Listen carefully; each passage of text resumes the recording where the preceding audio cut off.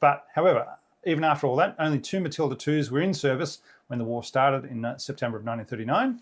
So when we say that Matilda was in service from the start of the war to the end of the war, just barely on both ends of the spectrum, but it was very heavily involved in the middle. Those two count. All right, and whilst Britain did not have the industrial capacity of the USA, it still had a greater production capability than Nazi Germany, not to mention the ability to access raw materials from its colonies. It just took a bit of time for the British craftsmen to get into gear.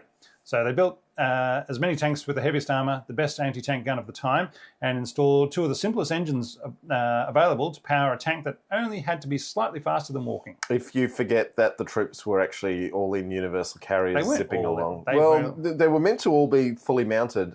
Certainly the British Expeditionary Force into France was 100%, forced. After... Yeah, after they lost all the universal carriers, they didn't have as many. So, there's things with Matilda. The early models had return rollers for the tracks, and then they just said, you know what, it's not going that fast. Skids will be fine and save us some weight and difficulty. We're not sneaking up on anybody anyway. The extra clanking of the skids will be fine.